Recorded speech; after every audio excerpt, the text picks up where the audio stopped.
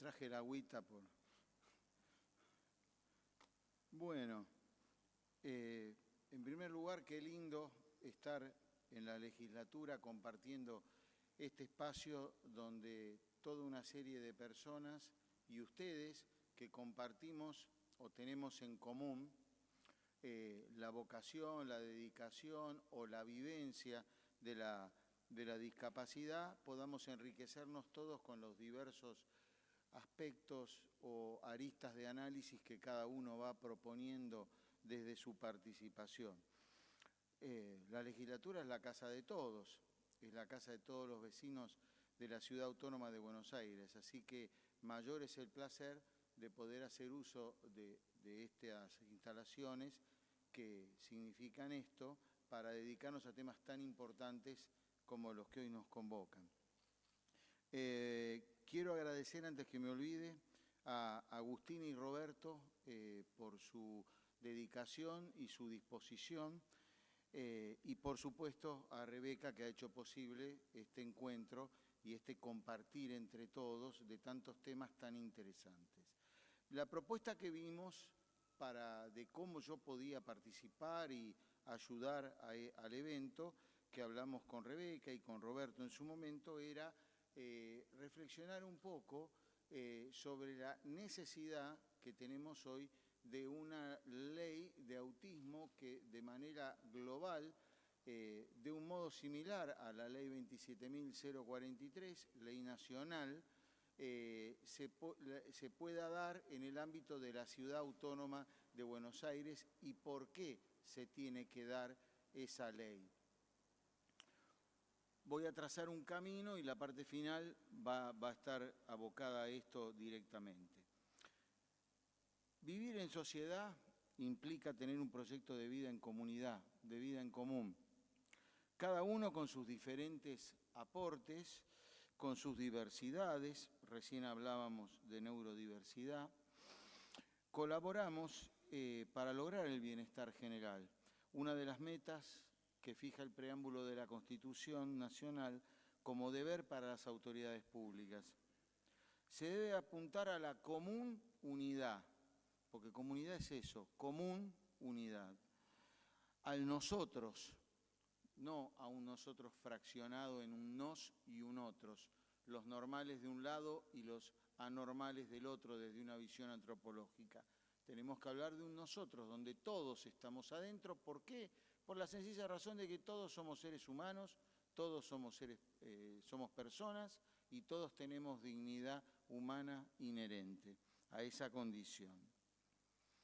Para ello, tenemos que lograr para todos un crecimiento social, económico, cultural, que desemboque desde lo individual y de lo colectivo en el máximo desarrollo humano de la persona. El derecho al desarrollo es el derecho humano fundamental que dignifica por excelencia a la persona. Curiosamente, este derecho humano tan importante no tiene un tratado específico, solo 2 declaraciones de la Asamblea General de las Naciones Unidas y una agenda que se empezó a gestar en el nuevo milenio, que se fue corriendo y hoy la tenemos como Agenda 2030 con 17 objetivos de desarrollo sostenible, de los cuales las personas con discapacidad se ven privadas, marginadas en gran medida. Repasemos rápidamente: fin de la pobreza, hambre cero, salud, educación, acceso al agua potable, trabajo decente, reducción de las desigualdades entre los principales ODS. Todo esto está contemplado en la Convención y, sin embargo, los instrumentos de derecho internacional se acumulan y las realidades no, al contrario, decrecen. No hay más que leer el Informe Mundial de la Discapacidad 2011, un trabajo muy bueno que elaboró la Organización Mundial de la Salud con el concurso del Banco Mundial para poder corroborar esto que yo estoy diciendo. Lo que sucede es que el abordaje o modelo social con el cual, que es el prisma bajo el cual hoy miramos a los derechos de las personas con discapacidad, ha sido, si bien ha sido un paso fundamental al enfocar la discapacidad desde la óptica de los derechos humanos, empoderando a la persona con deficiencias con la dignidad inherente a su condición de persona, porque, lo vuelvo a repetir, las personas con discapacidad son personas. Suena redundante, pero no lo es. Tienen derecho a tener derechos, y no cualquier derecho, sino los mismos derechos que los demás, y el acceso a ellos en igualdad de condiciones que los demás. No es poco, me parece.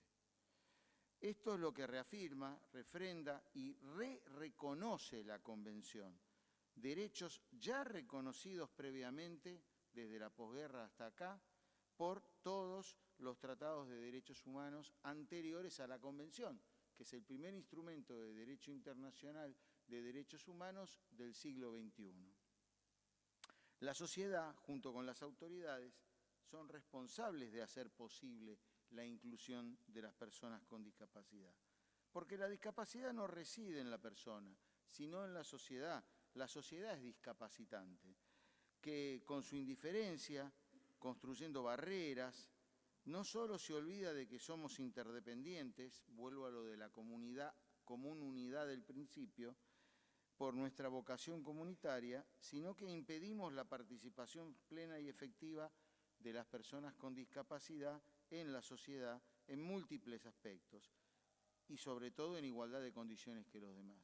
Esto lo reafirma el artículo primero, primer y segundo párrafo de la Convención. Como decía antes, el nosotros se fractura en un nos y en un otros, dando lugar, como señala Roberto Saba, a un quiebre de la ilusión de igualdad respecto de colectivos que históricamente han sido marginados, discriminados e impedidos de desarrollar sus potencias diversas y aportarlas al bienestar general. Entre estos colectivos, obvio, se encuentran las personas con discapacidad. Y nosotros sabemos mejor que nadie que lo vivimos esto en carne propia, lo que significa rápidamente lo que he repasado hasta aquí. Cuando se hace necesario regular conductas humanas de esta importancia, porque el tema involucrado requiere del interés general, se hace necesario recurrir al derecho, a fin de que con el fin de hacer realidad la justicia en la interacción social, se generen en el ámbito del derecho internacional tratados de derechos humanos para el reconocimiento de derechos, generándose para los Estados parte obligaciones estipuladas en los mismos y que deberán poner en práctica, si no están faltando al tratado o convención que suscribieron. En el ámbito jurídico interno, ya saliendo del ámbito internacional, la Constitución no solo recepta estos tratados y sus principios, sino que establece en favor de los colectivos vulnerables, sistemáticamente sometidos al cercenamiento de sus derechos, postergados y vulnerados, discriminaciones inversas que garanticen la igualdad real de oportunidades y de trato y el pleno goce y ejercicio de los derechos reconocidos por la Constitución. Me estoy refiriendo al artículo 75, inciso 23 de la Carta Magna. Esto es la base de la normativa que luego sigue en el orden nacional, que establecerá beneficios para las personas con discapacidad para que puedan alcanzar su pleno desarrollo en igualdad de condiciones. Por lo tanto, las leyes nacionales operan como una suerte de reglamentación de las disposiciones convencionales y constitucionales. ¿Qué es la ley? Hace un ratito que vengo hablando de la ley y no digo qué es. Bueno, podríamos decir, entre tantas definiciones, que es un precepto racional orientado hacia el bien común y promulgado por quien tiene a su cargo el cuidado de la comunidad. Es una de las definiciones más tradicionales. Es una prescripción que impone cumplir ciertos actos o, en su caso, abstenerse de hacerlos.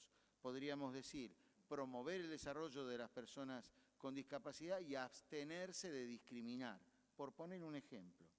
Debe ser sancionada y promulgada conforme el mecanismo y procedimiento previsto en la Constitución y resulta obligatoria. Sí, las leyes son obligatorias aunque no lo parezca.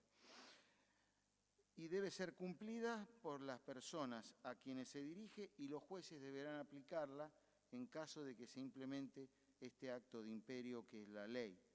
Pero la ley sabemos que no basta, pues en el caso de la discapacidad y cuando legislamos en materia de discapacidades específicas como el trastorno del espectro autista, contiene las directrices de las políticas públicas que debe llevar a la práctica el Poder Ejecutivo por vía de reglamentación.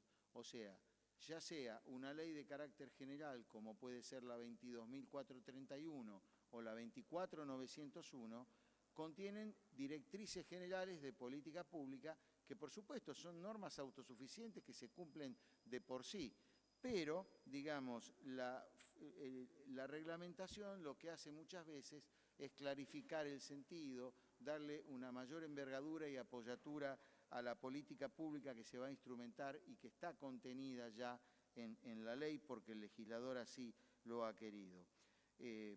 Como dije, la ley puede cumplirse sin reglamentación perfectamente, por lo que el decreto reglamentario no es un requisito previo para cumplir la ley. Complementan como norma secundaria la ley en su desarrollo particular, y esto se ve más en las leyes específicas como la 27043, que hoy yo diría que es la más convocante en este recinto. Pero no la suplen ni la limitan. Está dirigido a los agentes de la Administración para que sepan cómo proceder en los distintos casos que puede presentar la implementación práctica de la ley. Debe, por sobre todo, la suma de la ley más su reglamentación en caso de existir, implementar la tutela que merecen y que se les debe a las personas con discapacidad con rapidez y eficiencia. Sabemos que en la práctica muchas veces no es así en materia de discapacidad, cuando no se puede acceder a una pesquisa, a un diagnóstico, a un tratamiento, a una salud adecuada, a un nivel de educación adecuado, a un trabajo digno en el futuro. Pero bueno, tenemos que luchar para que esto cambie cada día. Tenemos que hacer pequeñas acciones. Yo recién miraba el PowerPoint y decía, ¿no? En alguna época, los lugares del tercer sector donde yo colaboro y actúo, pusieron migajas, semillitas junto con un montón de otras organizaciones, incluyendo Senderos Inclusivos, y hoy, bueno, se ha crecido, se ha avanzado mucho. Antes no había funciones distendidas, antes no había horas azules. Estaba leyendo que antes de ayer en Salta se aprobó una ley local por la cual se dispuso la obligatoriedad de los pictogramas en los menúes en cualquier establecimiento comercial. Se está batallando mucho por hacer que en el ámbito del retail haya horas azules, como decía recién la expositora que me precedió, de forma obligatoria para toda la cadena de supermercados, y que esto no sea solamente acciones de responsabilidad social empresaria con algún direccionamiento para tener un buen marketing a los ojos de la sociedad, ¿no? Así que bueno, se ha hecho mucho y queda mucho por hacer. Pero todavía falta un aspecto que tenemos que contemplar, que es, y ahí ya me dirijo al tema concreto para el que se me convocó. Hay algunas materias como salud y discapacidad en donde por la forma federal que la Constitución adoptó para el Estado o para el gobierno, esto está en el artículo 1 de la Constitución, adoptamos la forma federal. Y esto supone la existencia de más de un centro territorial con capacidad normativa. El artículo 121 de la Constitución marca el principio fundamental del federalismo argentino. Las provincias conservan todo el poder no delegado por la Constitución al gobierno federal o nacional. El poder delegado por las provincias está taxativamente enunciado en la Constitución. Es la excepción, no es la regla. Entonces, esto genera una variedad de competencias donde suele haber en muchos casos un ejercicio concurrente de las competencias. O sea, por ejemplo, en materia de salud, educación o discapacidad, vamos a tener el tema contemplado en la Constitución local, lo vamos a tener en leyes específicas locales contemplado, pero la rectoría del sistema está a cargo del poder del ámbito nacional. Entonces allí tiene que haber, respetando idiosincrasias particulares de cada provincia, tiene que haber un ejercicio concurrente, en donde el Estado Nacional debe respetar en tanto y en cuanto la provincia se atenga a las cláusulas convencionales, en nuestro caso sería la Convención, la Constitución Nacional, ¿no es cierto?, y el espíritu que ha puesto el legislador en normativa nacional sobre discapacidad, porque eso, si lo viola, bueno, estaría yendo un poco contrario a derecho la provincia. Pero dentro de ese marco, la provincia, como no ha delegado la facultad, tiene todo el derecho, a través de normas locales específicas, a desarrollar sistemas bajo los cuales se van a implementar políticas públicas que traten cada uno de estos temas que he mencionado, entre muchos otros que pueda haber, ¿no es cierto? Entonces, en lo que, por ejemplo, se refiere a la salud en el sistema estatal, a las obras sociales provinciales que no forman parte ni de la Ley de Obras Sociales 23.660, ni son agentes del Seguro Nacional de Salud, Ley 23.661, o personas que se atiendan en empresas de medicina prepaga pero de naturaleza provincial, sometidas con exclusividad a las normas provinciales pertinentes que rijan esa actividad, allí entonces deberán primar las normas provinciales con el respeto a toda la supranormativa que mencioné recién.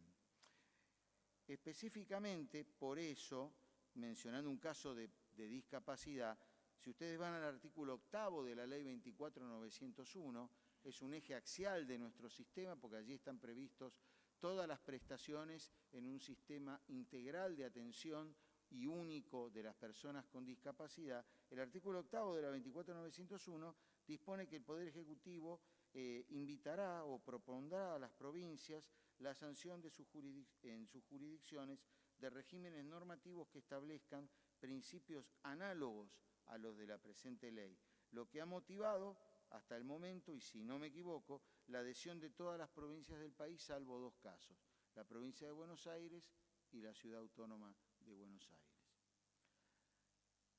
Del mismo modo, la Ley 27.043, como tantas otras en materia de discapacidad, en su artículo 6 invita a las provincias y a la Ciudad Autónoma a adherir a los lineamientos de dicha norma.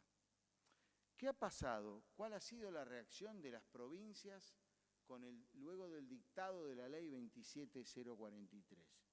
Bueno, tenemos una variedad de reacciones, me quisiera detener un momento porque vale la pena.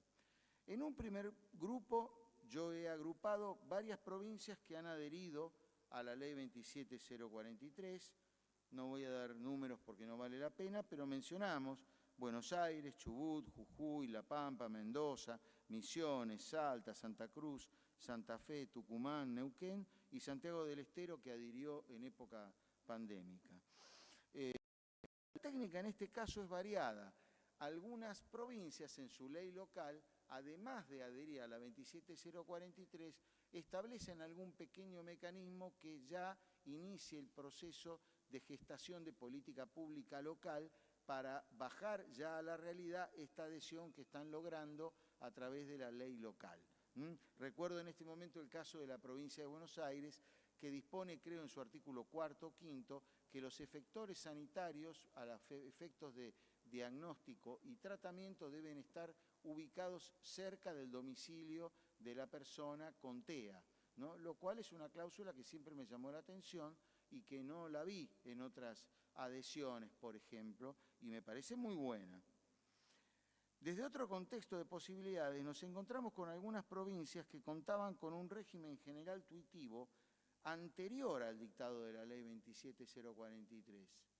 Entonces, tenían leyes bajo el imperio de, hoy para diagnosticar se emplea el DSM-5, pero en aquel momento se empleaba el DSM-4 y entonces allí se hablaba de trastornos generales no especificados, autismo, Asperger, síndrome de Rett. Entonces era otra la clasificación de toda esta neurodiversidad de la que hablábamos antes hace un ratito. Pero lo curioso del caso es que estas provincias luego adhirieron, sin derogar estas leyes, adhirieron a la 27.043. En mi opinión particular, se pueden perfectamente invocar para la tutela en sede judicial de algún derecho que ha sido conculcado de la persona con TEA, porque primero no han perdido validez, segundo, tienen una filosofía tuitiva muy valiosa, incluso concurrente con la de la 27043 y su adhesión por ley provincial en estos casos. Se trata de la provincia de Buenos Aires y la provincia de Santa Fe. En otro orden de ideas, algunas jurisdicciones provinciales han establecido un sistema de protección propio, sin adherir todavía hasta el día de hoy a la normativa nacional rectora en la materia. Corrientes, La Rioja, Río Negro y San Luis han armado todo un sistema global protectorio de la persona con TEA y su familia, reconociéndole los mismos derechos de la Convención, los mismos derechos de la Ley 24.901, o sea, han creado provincialmente un sistema que a lo mejor es mejor o de mayor cobertura que el nacional si nos descuidamos. El tema está en la eficacia de la política pública. ¿Esto en la realidad se cumple o no? Es la gran pregunta que nos va a quedar a todos. Yo he trabajado en especial bastante el sistema de Río Negro y puedo decir que es un sistema con bastante éxito y que cubre muy bien las necesidades de las personas con TEA y sus familias, ¿no? Porque no nos olvidemos quién cuida al cuidador, ¿no? Hay que tener una especial delicadeza ahí en también proteger a las personas que empujan la carreta día a día y se hacen cargo de los profesionales terapéuticos, de la escuela, de los trámites en la obra social, la prepaga, van, vienen, ¿no es cierto? Entonces la familia sufre un desgaste mayúsculo y esto hay que tenerlo en cuenta. Después tenemos el caso de Mendoza, que es único en el país. Mendoza adhirió a la 27043, pero además tiene una ley local 8859 que implementa la obligatoriedad del protocolo de prevención y detección temprana de trastornos del espectro autista, con el objetivo de establecer parámetros uniformes que posibiliten la identificación temprana de los trastornos de TEA. Y a su vez declara obligatorio capacitar a los profesionales médicos respecto del contenido de este protocolo y declara obligatorio la realización de este protocolo en sus pacientes infantiles a los efectos de hacer la respectiva pesquisa. Me parece importantísima esta ley de Mendoza, que no quita que haya adherido a la 27043 en paralelo. O sea que hasta encontramos en algunas provincias leyes que abordan realidades particulares.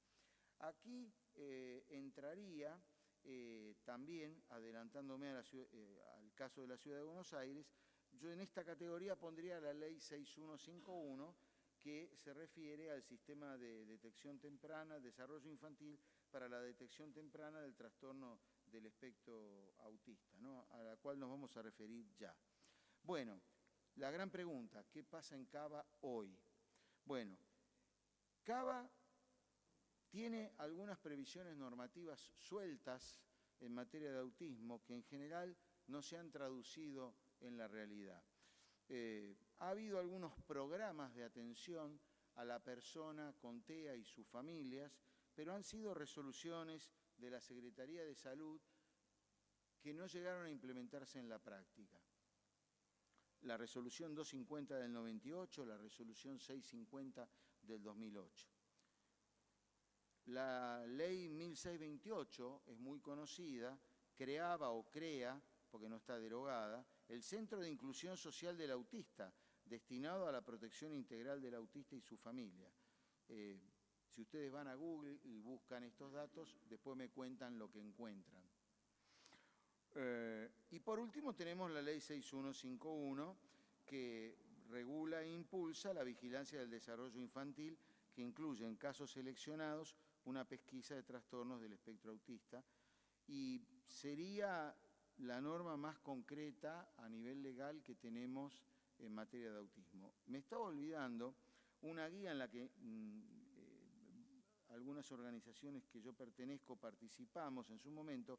Hay una guía que está vigente de actuación para el tratamiento de personas con TEA en su relación con autoridades policiales. O sea, se le planteó al Ministerio de Seguridad de Cava la realización de un protocolo de actuación de las fuerzas de la policía local cuando, por ejemplo, un chico perdido en una plaza, un chico que fue testigo de una contravención, falta, delito, cuando el chico quiere hacer una denuncia o quiere contar algo. Bueno, hay toda una serie de recaudos que se trabajaron en conjunto en el año 2022. El trabajo se inició en el 2021, pero esto fue aprobado por un documento emanado del Ministerio de Seguridad. Me estaba olvidando y la verdad que como tiene vigencia es muy importante que lo mencione. Es un protocolo de actuación por parte de la policía que está sujeto al control ciudadano de todos, ¿no? Tengamos TEA o no.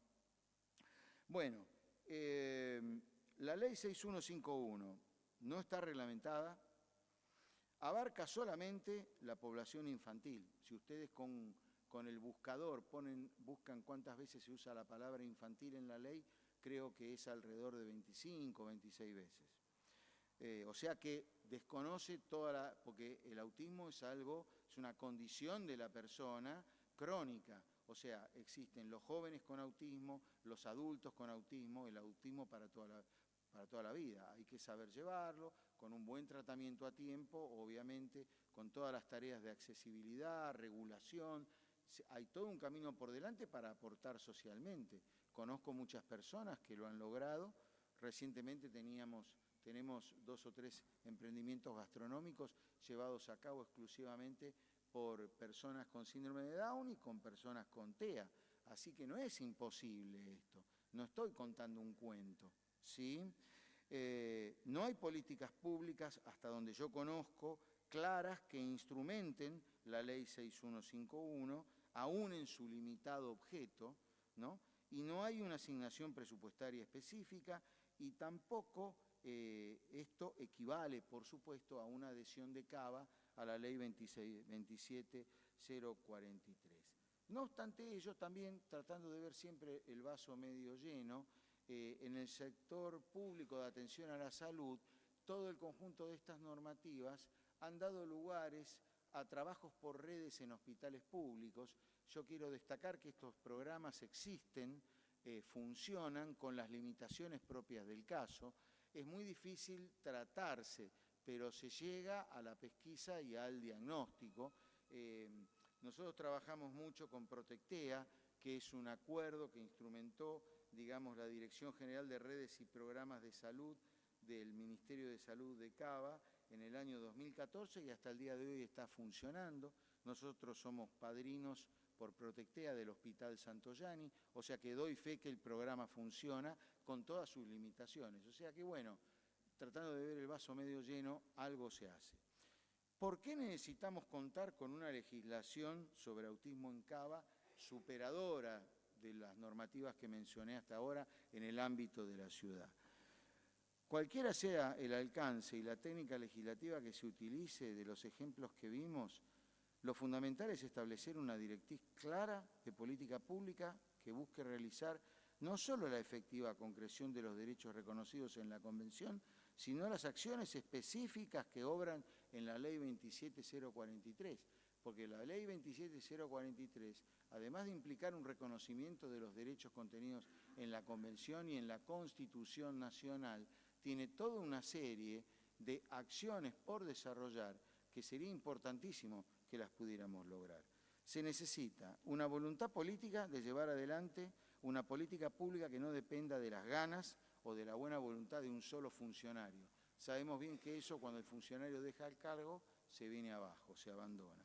Necesitamos una suficiente asignación, una ley que contemple suficiente asignación de recursos presupuestarios para el sistema público de atención a la salud y el desarrollo educativo en las escuelas públicas de nivel inicial, primario y secundario, con los apoyos y ajustes que no excluyan, todo lo contrario, accesibilidad y diseño universal de aprendizaje.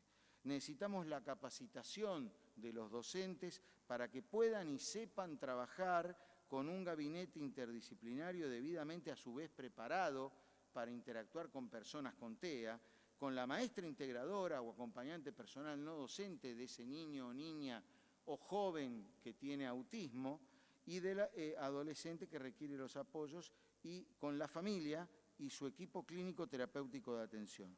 Tenemos que fortalecer las labores de detección, diagnóstico y tratamiento con programas como Protectea, por dar un ejemplo. Esta nueva ley tiene que apoyar la investigación y formación médica profundizada de los profesionales que se dedican a la atención de pacientes dentro del espectro. Esto está en la 27043. Tenemos que realizar estudios epidemiológicos, porque tenemos que saber, tenemos que poder discernir geográficamente la importancia de actuar con prioridad en los lugares donde hay mayor densidad de casos. ¿Y para esto qué necesitamos? Que dejar de guiarnos por estadísticas, que son las que tenemos que usar porque no hay otras, de otros países, pero tenemos que realizar estudios estadísticos que están contemplados en la Ley 27043 y que son imprescindibles. Sin ellos no hay políticas públicas serias y sustentables. Hay que concientizar a los profesionales en protocolos de pesquisa, diagnóstico y tratamiento y generar reglamentaciones que complementen las leyes y programas especiales que plasmen en la realidad la idea tutelar concreta y eficiente de atender a las personas con TEA en el ámbito de la sociedad. Sin una ley local más o menos de estas características, con un organismo de la ciudad que controle las obras sociales que no están en el sistema, o sea, OSBA y la obra social del personal de seguridad están creadas por leyes locales y no están en el Sistema Nacional de Obras Sociales, y si hay empresas prepagas que solamente actúen en el ámbito de la ciudad, tienen que ser controladas, tienen que ser auditadas y tienen que ser sancionadas de haber incumplido un marco regulatorio que se dicte para que se comporten dentro de la ley y no afuera. Sin una ley local que no tenga todos estos elementos, no podremos hacer ninguno de estos objetivos. En síntesis, la discapacidad nunca será una política de Estado. Muchas gracias.